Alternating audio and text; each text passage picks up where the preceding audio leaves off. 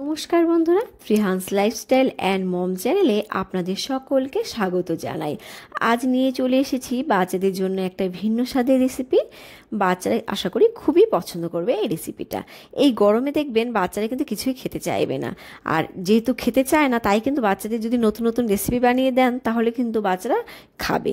শিশুরা কিন্তু অল্প বয়সে বিভিন্ন স্বাদের প্রতি সংবেদনশীল হয়ে পড়ে, তাই বিভিন্ন ধরনের স্বাদের খাবার যদি বাচ্চাকে দিয়ে টেস্ট করানো যায় বাচ্চারা কিন্তু অনেক বেশি আগ্রহী হয় আর অনেকটাই কিন্তু খুশি হয়।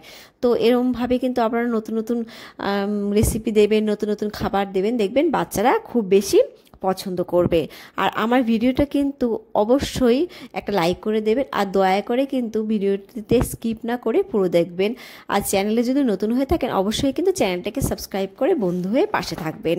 তো যাই হোক, কথা না বাড়িয়ে চলে যাচ্ছি আমি মূল ভিডিওর দিকে। এখানে আমি দুটো মাশরুম নিয়ে নিয়েছি। আশা করি মাশরুম সকলেই চেনেন। আর বাচ্চাকে খাওয়ানোর আগে মাশরুমকে কিন্তু খুব সুন্দরভাবে ধুয়ে নিতে হবে। মাশরুম কিন্তু কখনোই জলে ভিজিয়ে রাখবে না, তাহলে কিন্তু মাশরুমগুলোর গুণ নষ্ট হয়ে যাবে। মাশরুমগুলো ভালো করে ধুয়ে নিয়েছি। এইবারে কিন্তু আমি ছোট ছোট টুকরো করে কেটে নেব। বাচ্চাকে মাশরুম খাওয়ানোর সময় আপনারা কিন্তু সব সময় টাটকা মাশরুমটাই কেনার চেষ্টা করবেন। আর টাটকা মাশরুম চেনার উপায় একটাই, সেটা হলো মাশরুমগুলো কিন্তু শুকনো হবে আর কোনো কিন্তু ফাটা থাকবে না। মাশরুমগুলো যদি হালকা ভেজা ভেজা বা একটু ফাটা হয় তাহলে কিন্তু সেই মাশরুমগুলো নেবেন না, সেগুলো কিন্তু খাওয়ার উপযোগী নয়। আর ভালো মাশরুম কিন্তু দেখতে, এই দেখুন আমি কাটছি, মাশরুমগুলো কিন্তু হালকা একটু একটু কিন্তু বাদামি বাদামি বা গোলাপি রঙেরও কিন্তু হতে পারে। মাশরুমে কিন্তু কোনো রকম গন্ধ থাকে না, তাই যদি কোনো গন্ধ পান মাশরুমে সেই মাশরুমগুলোও কিন্তু নেবেন না। আর যেগুলো টিন বা ক্যান জাতীয় মাশরুম থাকে সেগুলো কিন্তু প্রিজারভেটিভ যুক্ত, সেগুলোও কিন্তু বাচ্চাদের জন্য উপযোগী নয়। তো আমি কথা বলতে বলতে মূল রেসিপিতে চলে এলাম। এখানে আমি গ্যাসে প্যান বসিয়ে দিয়ে দিয়েছি বাটার। আমি বাটার দিয়ে বাটারটা ভালো করে গলিয়ে নিচ্ছি। গলিয়ে নিয়ে এখানে দিয়ে দিয়েছি পেঁয়াজ কোচানো। এখানে সামান্য পরিমাণে পেঁয়াজ কুচি দিয়ে নিলাম। এরপরে দিয়ে দেবো অল্প রসুন কুচি আর অল্প আদা কুচি। আপনারা যদি এত কিছু ব্যবহার করতে না চান তাহলে কিন্তু আপনারা শুধুমাত্র রসুন দিয়েই এই খাবারটা বানাতে পারেন। এইবারে কিন্তু আমি গ্যাসের ফ্লেমটাকে মিডিয়ামে রেখে আমি রসুন, পেঁয়াজ, আদা এগুলোকে ভেজে নেব। আর আমি ততক্ষণ পর্যন্ত ভাজবো যতক্ষণ না হালকা ব্রাউন হয় আর এইখান থেকে কাঁচা গন্ধটা না চলে যায়। তো এখানে আমার ভাজা হয়ে গেছে। এইবারে কিন্তু আমি অ্যাড করে দিচ্ছি মাশরুমগুলো। আর আপনারা চাইলে কিন্তু মাশরুমগুলোকে আরও ছোটো ছোটো পিস করতে পারেন। এইবারে মাশরুমগুলোকে কিন্তু আমি মিডিয়াম ফ্লেমে ভালো করে ভেজে নেব। আর ততক্ষণ পর্যন্তই ভাজবো যতক্ষণ পর্যন্ত মাশরুম থেকে হালকা একটা জল বেরোবে, আর এই জলটাকে কিন্তু শুকিয়ে নিতে হবে।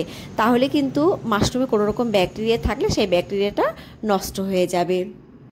যে সকল বাচ্চারা মাংস খেতে চায় না তারাও কিন্তু এটা খেতে পারবে।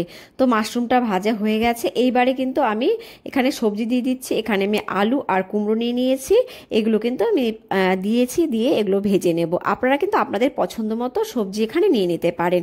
মাশরুমে কিন্তু রয়েছে ভিটামিন বি, ভিটামিন সি এবং ভিটামিন ডি। এছাড়া রয়েছে calcium, phosphorus, potassium, omega 6 fatty acid, রয়েছে প্রোটিন, রয়েছে কিন্তু ক্যালোরি। তো মাশরুম যেহেতু ক্যালোরিযুক্ত খাবার তাই কিন্তু মাশরুম খেলে বাচ্চাদের পেট ভর্তি থাকবে।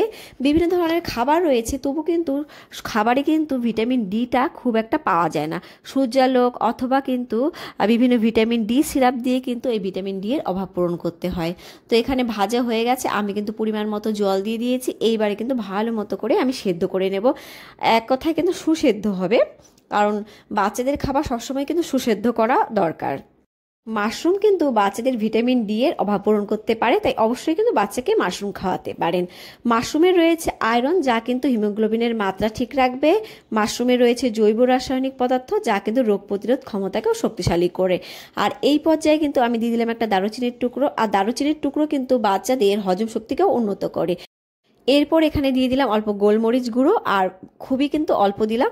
বেশি গোলমরিচ গুঁড়ো কিন্তু খাওয়ানো উচিত নয়, তাহলে কিন্তু বাচ্চাদের পেট গরম হয়ে যেতে পারে। এরপর দিয়ে দিচ্ছি অল্প পিঙ্ক নুন। আপনারা চাইলে কিন্তু নুনটা স্কিপ করে যেতে পারেন।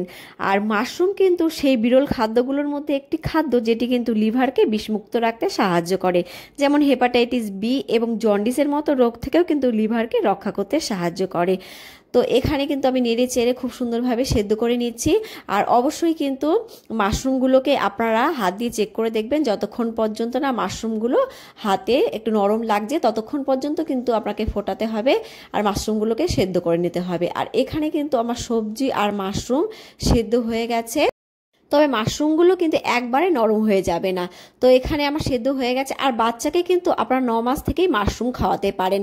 আর আমি এই পর্যায়ে কিন্তু একটা দেশি মুরগির ডিমের কুসুম নিয়ে নিয়েছি, এবার ভালো করে ফেটিয়ে নিচ্ছি। আপনারা চাইলে কিন্তু পুরো ডিমটাই ব্যবহার করতে পারেন। ডিম দিলে খাবারটা যেমন পুষ্টিকর হয়ে যাবে, তেমনি কিন্তু আর একটু বেশি সুস্বাদু হয়ে যাবে।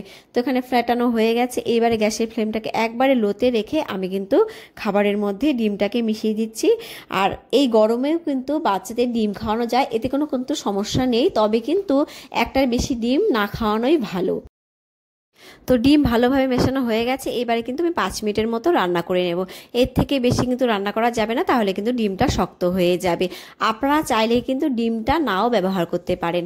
তো ডিম দিলে খাবারটা যেহেতু সুস্বাদু হয়, তাই কিন্তু আমি এখানে ডিম ব্যবহার করলাম। আর আমার ছেলে কিন্তু এই খাবারটা খুবই বেশি পছন্দ করেছে। বিশেষজ্ঞরা বলে থাকেন ডিম কিন্তু বাচ্চাদের উচ্চতা বাড়াতে সাহায্য করে, মেধাশক্তিও কিন্তু বাড়াতে সাহায্য করে। তো এখানে খাবারটা রেডি হয়ে গেছে। এবারে কিন্তু আমি বাটিতে ঢেলে নিচ্ছি। বাচ্চারা যদি চিবিয়ে খেতে পারে তাহলে কিন্তু আপনারা এইভাবেই বাচ্চাকে খাওয়াতে পারেন। আর এটা কিন্তু আপনারা ভাতের সঙ্গেও খাওয়াতে পারেন বা শুধু স্যুপ হিসাবেও খাওয়াতে পারেন। ডিম আর মাশরুম দুটো যেহেতু ক্যালোরিবহুল, তাই কিন্তু বাচ্চাদের পেটও অনেকক্ষণ ভরা থাকবে। আর যেসব বাচ্চারা চিবিয়ে খেতে পারে না, আপনারা কিন্তু এইভাবে ব্লেন্ডারে ব্লেন্ড করে নেবেন।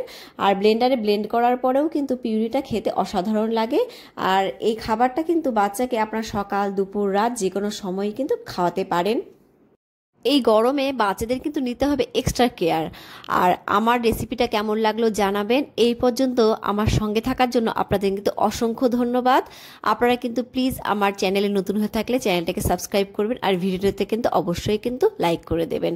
ভালো থাকবেন, বাচ্চাকে ভালো রাখবেন। Bye bye.